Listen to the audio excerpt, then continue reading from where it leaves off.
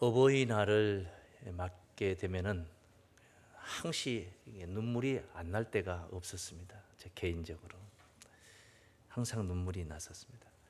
그런데 그 눈물의 이유가 어버이 은혜에 감사해서보다도 불효했던 것, 그리고 무엇보다도 이제는 없는 오늘의 현실, 그런 일 때문에 우리가 가슴을 아파하고 가슴이 아려옵니다. 뭐 은혜야 따지면은 말로 다 형용할 수 없는 은혜인데, 사람이 이런 효를 해야 된다는 것을 알면서도 실천을 잘 못하는 것입니다. 효자와 불효자의 차이는 효의 지식이 없는 것의 차이가 아닙니다. 있고 없고 아닙니다. 실천을, 아는 것을 실천을 하느냐 못하느냐, 그런 차이, 그런 차이입니다. 오늘 내가 존재한다는 이 자체가 어버이의 은혜인데, 은혜로 시작하는, 탄생에서부터 은혜로 시작하는 것. 내가 내 스스로 어떻게 낳았습니까? 어떤 분들은 전도되어 가지고 오셔서, 누가 전도했습니까? 제가 그냥 스스로 왔습니다. 저는 제가 전도했습니다. 물론 혼자 올 수 있습니다. 그러나 혼자 오기까지의 그 감동의 역사의 과정을 보면은 누군가를 보고 은혜를 입었다든가 어떤 계기가 있었는데, 그때에 거기에 내가 여기 오도록 하기까지의 그런 역사하신 그런 도구가 있었다는 거예요. 오늘 우리의 존재는 뭐 출생 얘기할 것도 없고, 양육 이렇게 키워놓은 거, 누가? 부모님께서 우리를 이렇게 키워주셨습니다. 그래서 이제 성인이 되어서 다 컸다 이렇게 생각하고 또 결혼도 해서 자립을 합니다. 오히려 부모님이 버는 돈보다 내가 버는 돈이 많아서 부모님을 호강시켜 드릴 수도 있습니다. 그 물질적으로. 그래서 이제 부모님 은혜는 끝이냐? 아닙니다. 부모님 은혜는 다 키워서 양육해서 시집 보내고 장가 보냈다고 해서 부모님 그 사랑이 끝나는 게 아닙니다. 부모의 사랑이라는 것은, 어버이의 자식 사랑이라는 것은 한마디로 말해서 끝이 없습니다. 끝이 없는 거예요. 어떤 경우에는 폐륜아들이 있어서 부모가 자식을 고발도 하고 고소도 하고 벌 주세요 이렇게 법에 맡기기도 합니다. 없는 건 아니야. 그런 경우가 있기는 합니다만은 보편적으로 볼 때 그는 특히 드문 것이고, 자식이 부모에게 불의를 하고 그래서 자식이 감옥에라도 가면은 부모는 탄원을 하면서 용서해달라고 하고 꺼내달라고, 자기에게 잘못한 것을 따지지 않고 어버이로서 자식을 사랑하는 마음이 더 앞서기 때문에 그런 거예요. 슬픔과 탄식이 있고 기쁨과 즐거움이 있지만은 무엇이 더 세게 작용을 하고 있느냐에 따라서 슬픔과 탄식 속에 사는 삶이 될 수 있고 기쁨과 즐거움 속에 사는 삶이 될 수도 있는 거예요. 자식이 내게 못한 것보다도 내가 자식을 사랑하는 마음이 더 항상 언제든지 더 강하다는 것입니다. 우연히 제가 어떤 그 영화를 봤는데, 제목을 말해도 되려나 모르겠습니다. 말하면 여러분이 또 영화 보느라고 성경 안 볼까 봐. 그래도 저도 본 거니까 여러분도 뭐 어떻겠습니까? 공공의 적 2라는 영화를 제가 납니다. 1인지 2인지 모르겠는데 하여튼 그런 영화를. 자식이 재산 때문에 어머니와 아버지를 칼로 찔러 죽입니다. 재산 때문에 그런 거예요. 그런데 그 어머니가 죽어가면서 그 살인 현장에서 아들의 손톱이 잘려져서 떨어졌는데, 방바닥에 떨어졌는데, 어머니가 죽어가면서 그 손톱을 입에다 넣고 삼킵니다.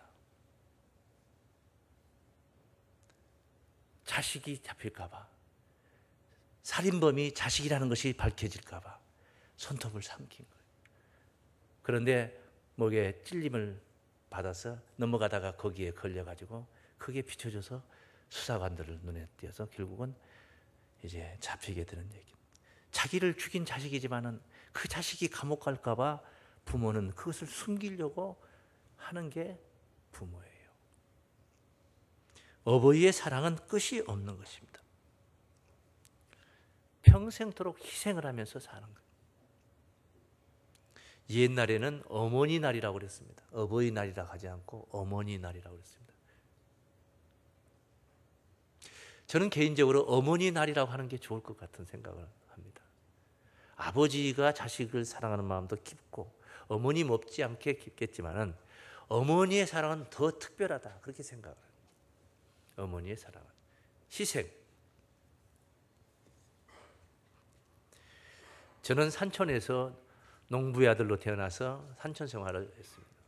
부모님이 농사짓는 그런. 그래서 일터에서 와서 밥을 챙기는 것도 어머니 몫입니다. 그리고 따뜻한 밥, 아랫목에 있던 따뜻한 밥 다 아버지 몫이고 자식들 몫이고 어머니는 식은 밥 한 덩어리 가지고 부뚜막에 앉아서 그것을 한 끼를 해결을 하기도 합니다. 그러면 자식들은 다 그것이 뭐 당연시 그렇게 받았던 거예요. 농촌에서 이런 품앗이라는 게 있습니다.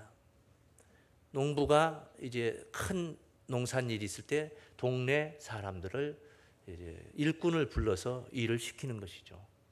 물론 하루 일당을 들여서 하면 되는 겁니다. 그러나 돈이 없으니까 품앗이를 하는 거죠. 품을 또 갚아주는 거죠. 저 집에서 나와서 모내기를 한번 해주면은 나도 가서 모내기를 해주고 또 다른 일이라도 하는.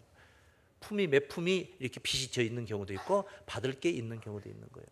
그래서 그 품앗이라는 것은 가서 아침을 먹고 그 집에 일터에 가면 일하면 점심을 그 집에서 줍니다. 일을 시키는 집에서 줍니다. 저녁도 그렇게 줍니다. 그래서 저 같은 경우는 막둥이 아들로서 아주 어렸기 때문에 제가 중학교 1학년 때 제 어머님이 한갑잔치를 했던 기억이 나요.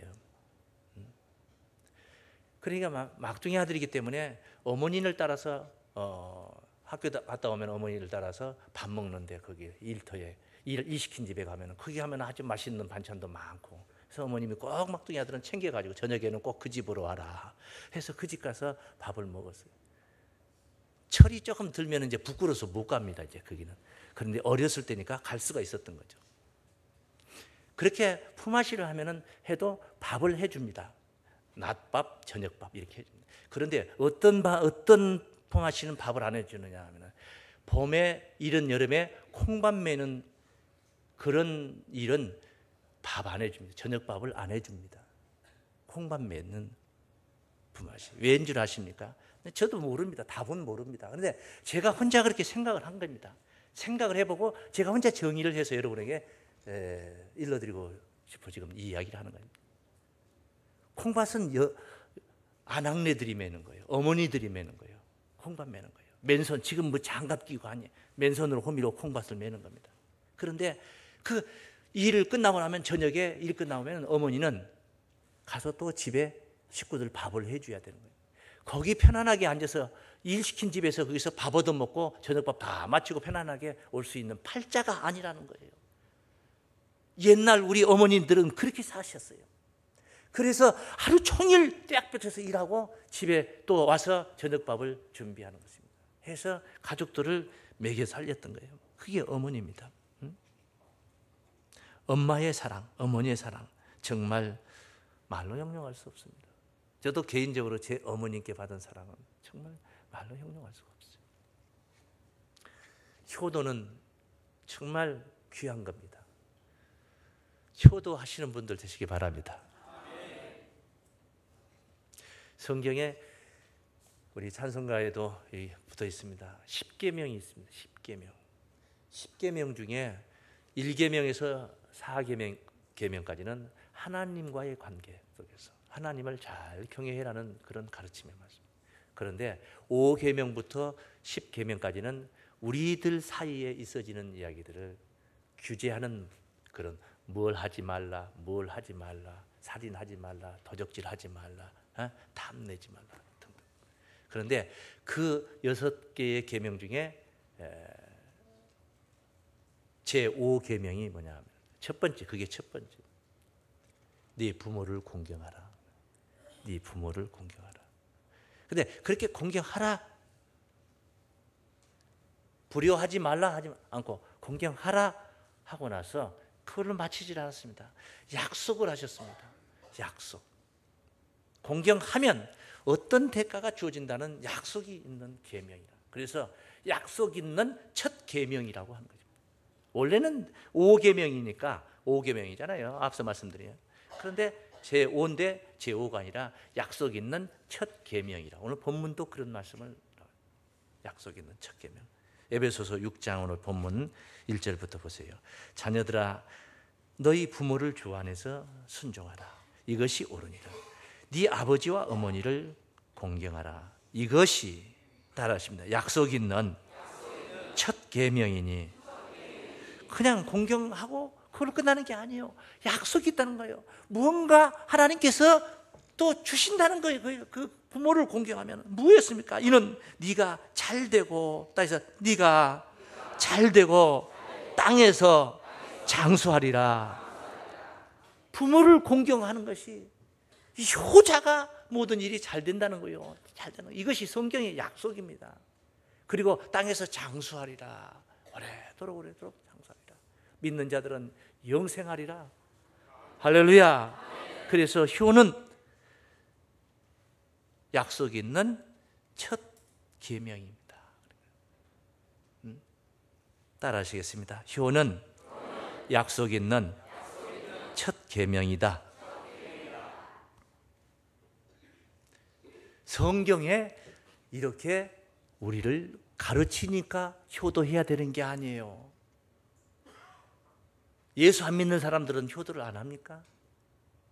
성경이 있어서 효도하는 게 아니에요. 여기 성경이 이런 말씀을 했거든요. 주 안에서, 이렇게 표현했습니다. 주 안에서 순종하라. 부모님께 주 안에서 순종하라.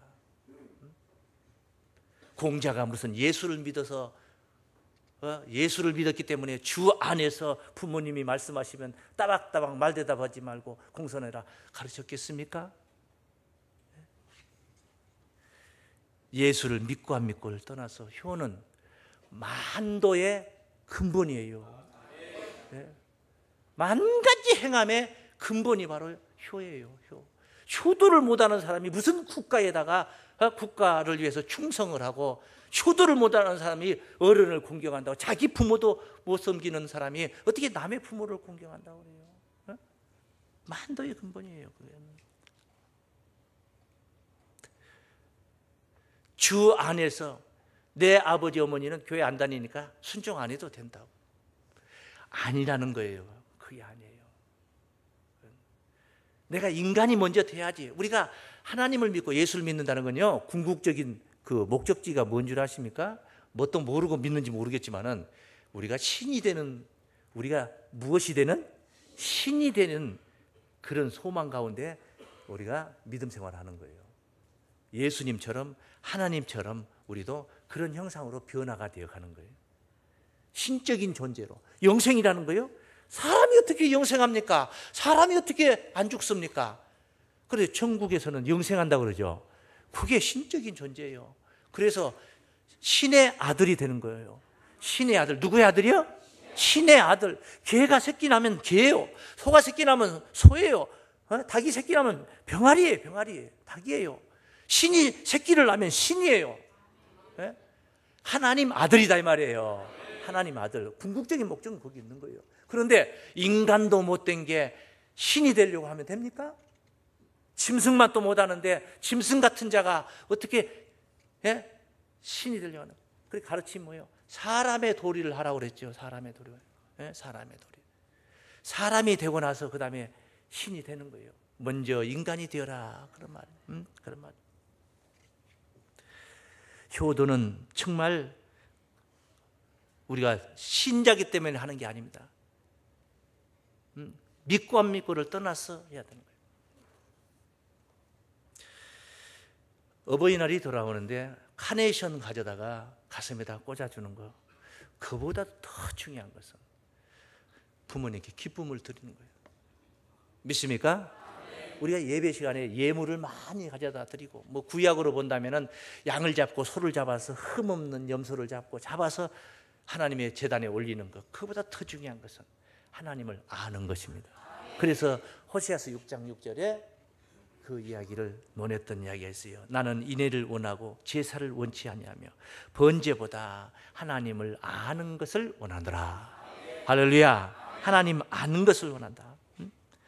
이렇게 우리는 효도를 해야 되는데, 제가 오늘 이렇게 감히 효에 관해서 논하고 있습니다. 불효자식인데 부모님께 효도도 제대로 못했던 사람인데 감히 효를 논하고 있습니다. 그건 회개하는 마음으로 하는 것이고, 또 아무리 회개를 하고 뜯어 고쳐서 정말 제대로 된 사람이 되었다 치더라도 저는 효도를 할 수가 없습니다. 아무리 하려 해도 할 수가 없어요. 부모님이 안 계시니까. 그 계셔야 할 수 있는 거예요. 할 수 있는 때가 있는 겁니다. 절대 게으름 피면 안 되는 것입니다. 절대 미루면 안 되는 것입니다. 효도는 때가 있는 거예요. 할 수 있을 때 하라. 그래서 두 번째 여러분 같이 교훈 삼고자 하는 것입니다. 따라하십니다. 효는 할 수 있는 기회가 많지 않다. 효는 왜 많지 않냐? 나는 30세인데 내 부모는 60이 됐고 70이 됐어요. 그 얼마나 살겠습니까? 내가 살 만큼 사실 수 있습니까? 내 평생 계속 내 죽을 때까지 효도하고 살 수 있습니까? 내 부모님이 먼저 가버리시기 때문에 평생토록 효도하고 싶어도 못하는 거예요. 정철의 시조 있지 않습니까? 어버이 섬길제, 살아 생전에 섬길제.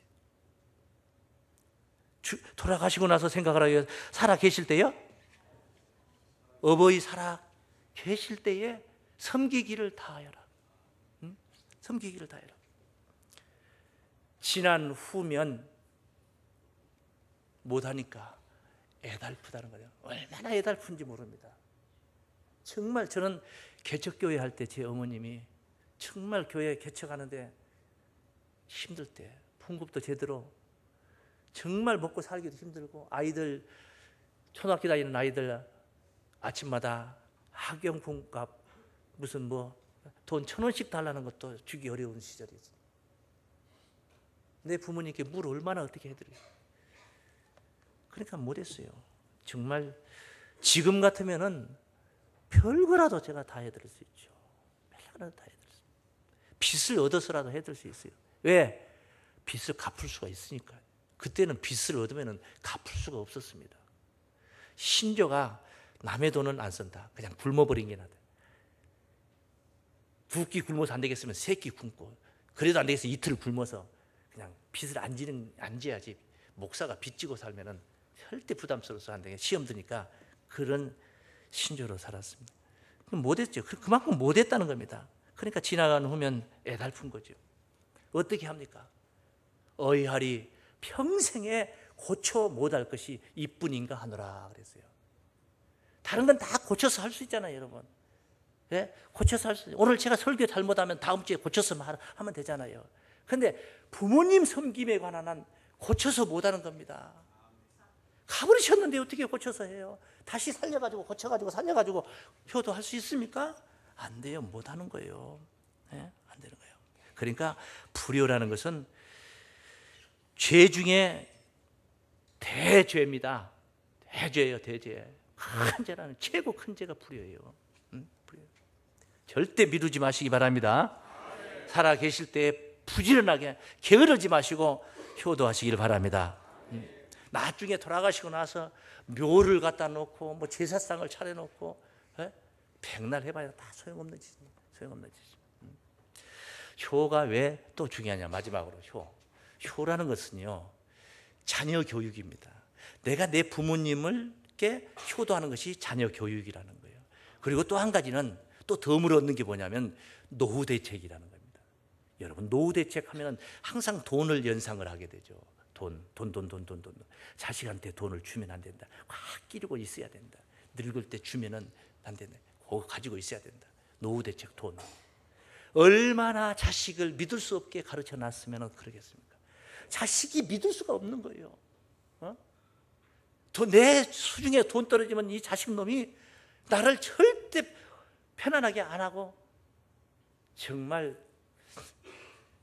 무서운 거죠, 사실. 사실 그런 게 많은 이 세상에 그게 얼마나 많습니까? 자식들 서로 안 맞들려고. 서로 안 맞들려고. 6남매, 7남매, 8남매, 10남매 낳는데 큰 자라고 안 맡기고 막둥이한테 맡겨놓고 그리고 누나들은 또 뭐냐 잔소리는 오만 와서 그 막둥이 올케한테 와가지고 잔소리는 무엇이니 무엇이죠. 좋은 거는 다 뺏어가고 가져가고 좋은 일 있으면 다 가져가고 어머님이 연금이라도 나오고 아버님이 연금이라도 나오면 그러겠어요? 한 번 왔다 갈 때 그냥 잔뜩 사가지고 와서 지들끼리 다 처먹고 그렇게 먹고 이 일은 전부 다 올케한테 다 시키고 설거지고 뭐고 아랫목에 앉아가지고 다 그짓거리들 하고 그리고 부모님 또 맡겨놓고 또 가는 거 아니에요. 가는 거 아니에요. 그 인간들이요. 그래도 다행인 거는 갖다 안 버리는 게 다행이에요. 갖다 버리잖아요. 무섭잖아요. 한두 번 매스컴을 타는 게 아니에요. 저는 그런 사람들을 본 적은 없지만은 세상에 이런 일이 같은 이 프로그램, 방송 프로그램 보니까 애완용 개를 버려가지고 애완용 개를 키우지를 말았어야죠. 그걸 키우면 코 깨는 겁니다. 평생토록 키워줘야 되고 죽을 때까지 그 개가 치매를 하면 그것도 다 받아주고 그 병치레 다 해주고 해줘야 되는 겁니다. 그 생명인데 불쌍하지도 않습니까? 그게 정이 들어서 그렇게 되는 거예요. 다 그렇게 돼요. 키우다 보면 그렇게 돼요. 그러니까 아예 안 키우는 게 상책이에요. 그게 힘드니까. 근데 이걸 그냥 강아지 때 좋아가지고 편하니까 좋아가지고 키우다 보니까 여행 가고 어디 가고 출장 가려면 성가 싣고 놔두고 다니고 어디 하면 이게 하니까 나중에는 못 키우겠다 하고 갖다 버렸는데 저기 어디 그 뭐 무슨 노탈이나 이런데 교차로 있는데 어디다 놓고 그냥 슬그머니 가보네. 걔는 순수하잖아요. 그럼 뭐 간사하고 그런 게 없잖아요. 그 짐승들이라는 게 그런 게 없잖아요. 내 주인이 거기로 올 줄 알고 꽤나 거기에 있는 거예요. 하루 이틀이 아니라 한 달, 두 달이 아니라 1년, 2년이고 그 자리를 지키고 그 위험천만한 데서 도로가에서 왔다 갔다 그 자리에서 주인을 기다리고 있는 겁니다. 하물며 강아지 새끼도 그렇게 버리면 안 되는데 얼마나 불쌍합니까 그게. 그 얼마나 짠하고 딱합니까 그게. 주인을 기다리는 그 모습이. 휴게소에다 버려가지고 휴게소에서 있는 강아지가 털도 못 깎고 목욕도 못 하니까 더덕 이 때가 붙어가지고 그래서 그 차들마다 주차하는데 차 밑에 있다가 또 부릉 하면은 그냥 놀래가지고 튀어나오고 그런 방송 나오는 거 봤잖아요. 강아지도 못 버리는데 그래서 버리면 안 되는 건데 부모를 자기를 낳아가지고 이렇게 죽으면서도 자식 걱정하고 죽는 부모를 정말 저는 그런 것을요 전 개인적으로 체험한 사람입니다. 내 부모님이 정말 걱정스러운 형제가 있어서 마지막 임종 시간에 못 가시는 것. 그 제가 목사 아닙니까?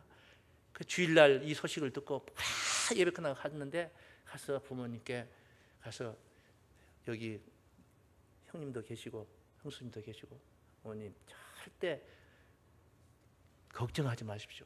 절대 걱정하지 마시고 박정희 아들도 이제 목회 잘하고 성도들도 많아져서 인심 잃지 말고 성도들한테 인심 잃지 말고 살아라 했던 거 저 인심 안 잃고 정말 진짜 형제들 다 잘 됐습니다. 걱정하시고 마음 편안하게 어머님 가십시오 했어요. 했더니 알아들으셨으면 눈이라도 깜빡이 해달라고. 전혀 의식이 없는 상태니까 했더니 갑자기 하루 종일 아무 저기도 못했던 분이 그걸 하고 그러고 조용히 가시더라고요.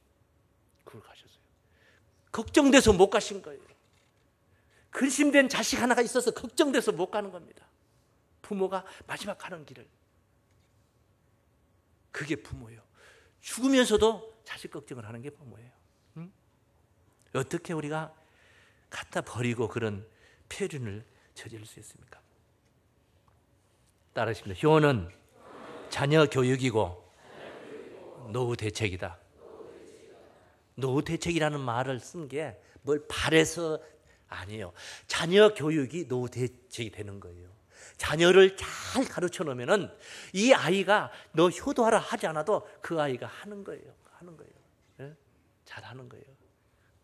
그래서 자식들한테 저도 개인적으로 내 부모님한테 돈 챙겨받을 유산 받을 생각은 하지도 마라. 꿈도 꾸지 마라.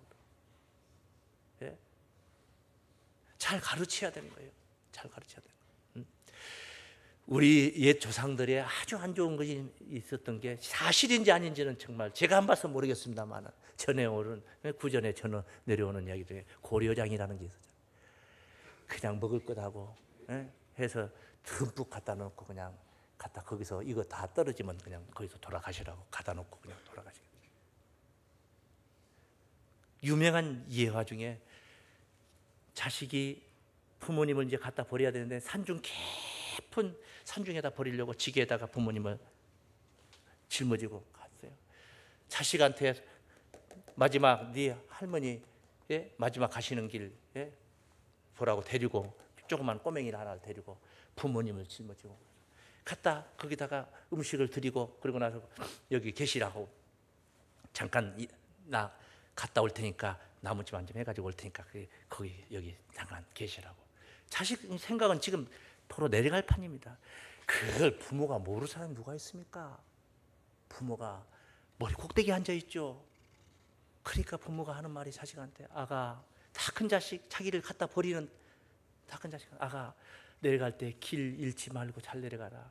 내가 올라올 때 그 나무를 하나씩 계속 꺾어놓고 갔으니까 그 나무 꺾어진 그 가지 꺾어진 데 그것만 보고 내려가면은 절대 길 잃지 않고 찾아갈 수 있다. 부모는 자식은 부모를 갖다 버리러 가는데 부모는 자식 집으로 돌아갈 길 걱정하는 게 부모예요. 그렇게 지게를 버리고 자식이 얼마나 부끄럽습니까? 그 내려가는데 그 따라왔던 그 아들이 지게를 도로 메고 들쳐 메고 가는 거예요. 지게 이제 필요 없으니까 놓고 버리고 가자. 아니에요. 이거 필요 쓸 때가 있어요. 어디다 쓰려고? 나중에 제가 또 아버지 버릴 때 이거 쓸 겁니다. 그래서 서럽게 울고 부모님을 모시고 다시 짊어지고 내려왔다는 얘기는 정말 우리한테 교훈하는 시사하는 바가 정말 큽니다. 정말로 왕대밭에 왕대 나는 겁니다. 자식이 불효하면은 그 밑에 자식도 내게 불효를 하게 돼 있어요.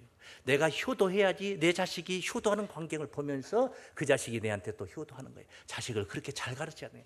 효행이 효행을 만드는 겁니다. 자식 교육이 노후 대책이요.